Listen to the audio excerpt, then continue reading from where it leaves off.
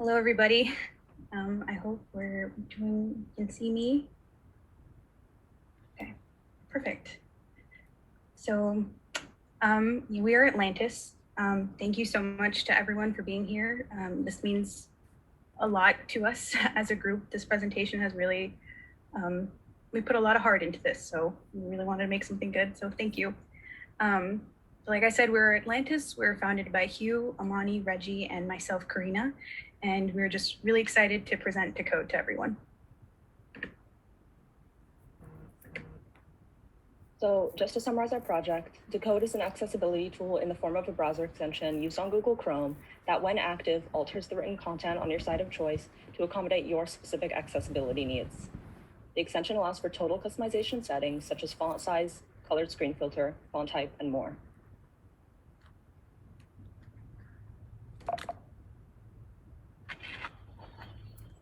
Assistive technology for cognitive and visual impairments are widely underrepresented in today's technology. By bringing to light the struggles that many people with these impairments experience, we hope to create a larger conversation about assistive technology and designing for underrepresented groups. As Decode, we hope to allow our users to feel empowered while assisting them in their daily lives, as we focus on creating a healthy relationship between technology and their assistive needs. Not only does the field of accessibility allow us to learn how to design empathetically, it also allows us to create equitable works that ensure the people of all backgrounds are equally represented.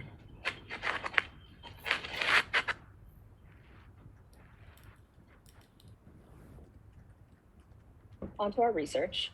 Looking at the current accessibility design space, Decode's goal was to reassess how accessibility is approached today and address its current limitations.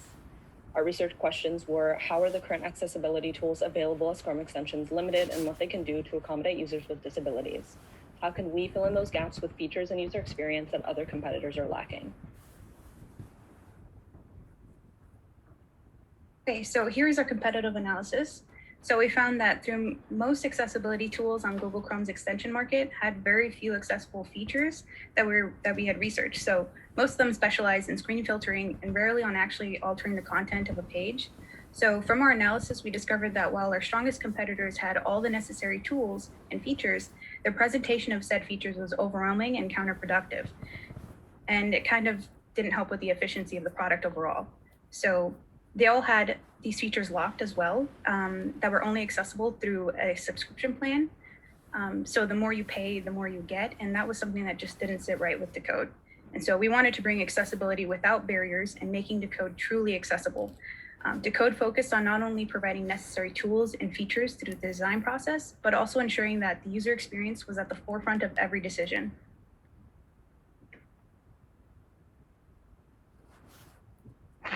Our primary audience is college students with visual and/or cognitive impairments, primarily between the ages of 18 and 25. We understand that many potential users won't necessarily identify with having an impairment, though they would still benefit from our product, which is why we won't market Decode as an extension assisting one specific impairment.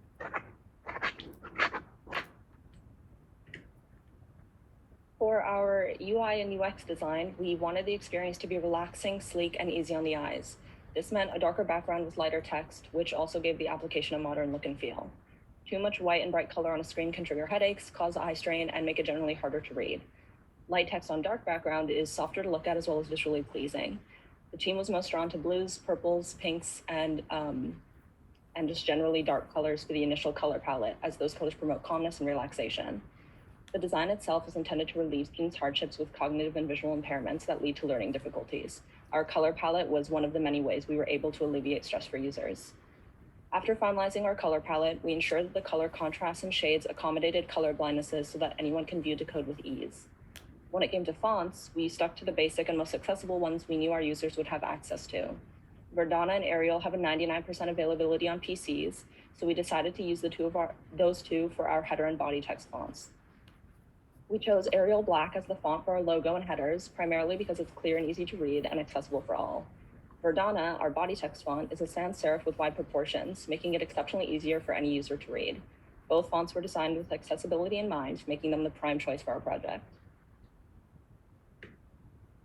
So we connected with peers who who we found fit for our primary user audience in regards to age range and if there were students who could benefit from accommodations that our product could provide. We decided to observe 5 students with a Talk Aloud protocol via Zoom, where we had the ability to download Decode and navigate through the extension guided only by a provided list of tasks. So after completing the assigned tasks, each participant was asked a series of reflective questions.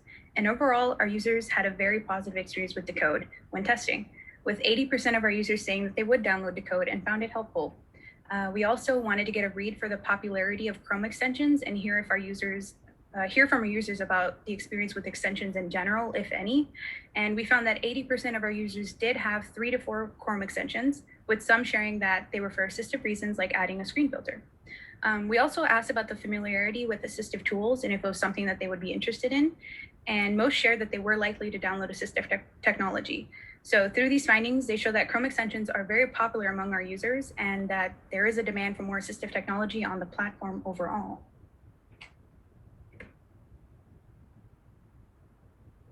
So we have our Decode trailer here that we wanted to share with everyone, which is a little sneak peek into how the actual Chrome extension runs.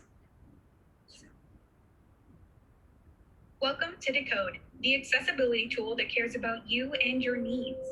Decode was built off of extensive research on not only our users, but what the market was lacking as well. Today, Decode works as a simple and sleek Google Chrome extension that makes it accessible to all, allowing for full customization on our over 15 different tools to choose from. Hi, my name is Leo. I was one of the user testers for the extension Decode, and it is by far the best accessibility extension I've ever used to alleviate my symptoms when it comes to migraines, eye strain, and ADHD. It has a wide range of uses that I get an incredible amount of utility out of, as well as a lot of customization features that make it most appealing for me. And I will definitely be using and recommending it to other people in the future. Decode is continuously working to update and grow from our users, so please feel free to download it today and get started using Decode. Available on the Google Chrome extension store. Don't forget to leave us a review and let us know what you'd like to see from us. Decode, working hard to decode your daily online usage so you don't have to.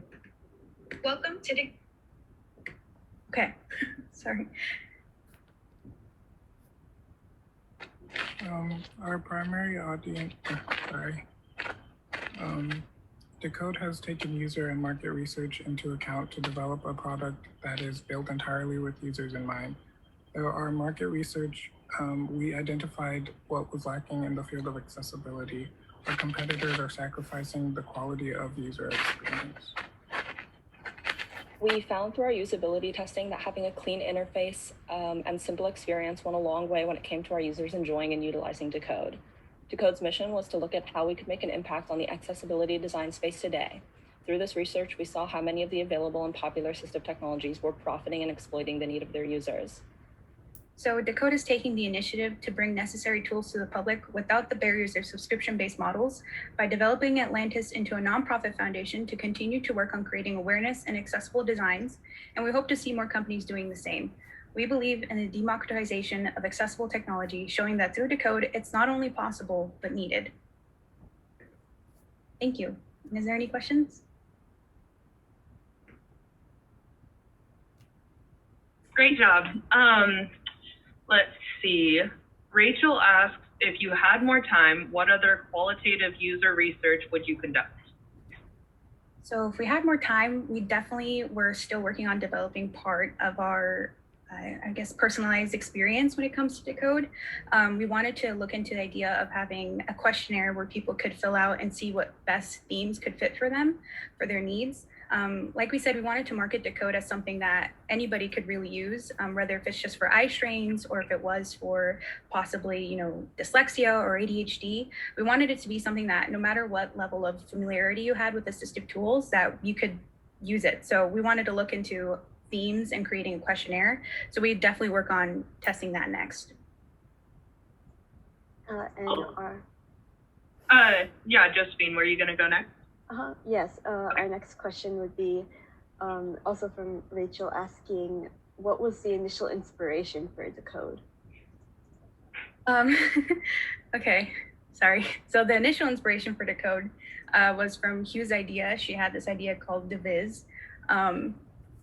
It was these glasses that people could put on that would help them see, sorry, that could help them see like themes. I did not expect that to happen, sorry. And so we kind of decided with what we had capable with COVID and everything that maybe we should bring it back to like an extension. And so that's where that kind of came from. Sorry, but yeah, from Deviz, from you. So thank you.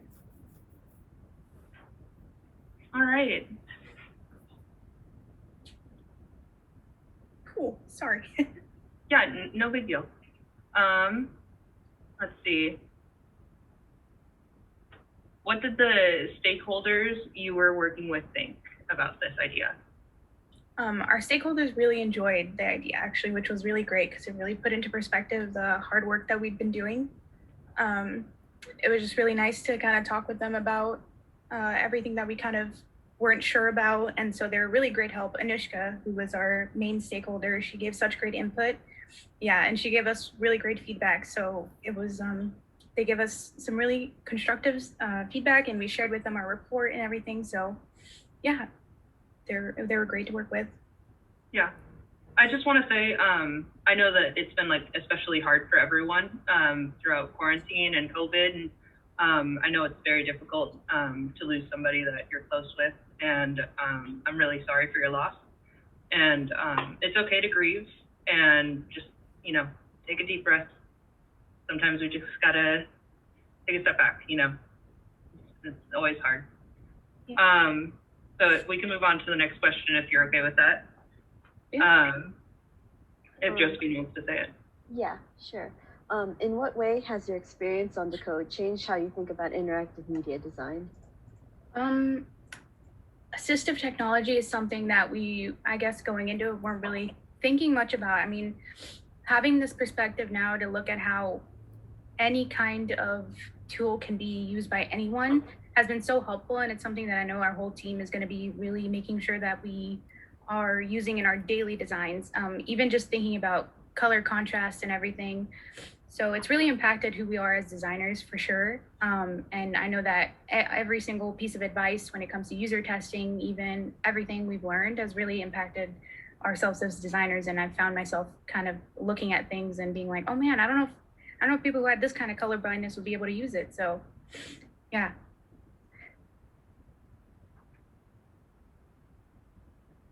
We have time for maybe one more question. If anybody has another question they want to throw into chat. If not, we could probably move on.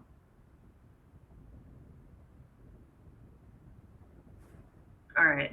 David asks, given what you know now, what would you do differently next time? I think for next time, we definitely maybe give ourselves a little bit more time to work on developing more aspects of our features based off of what our user testing gave us. So we didn't really have much time after we did our testing to kind of continue to grow Decode, but that'd be definitely something that we would want to focus on for next time. Awesome. All right, and that's all of the time we have for, maybe we can do one more. Do you want to read this next one? Yeah, sure. What was your biggest challenge on this project? The biggest challenge would probably be, I think our user testing was a little difficult to kind of get to that stage.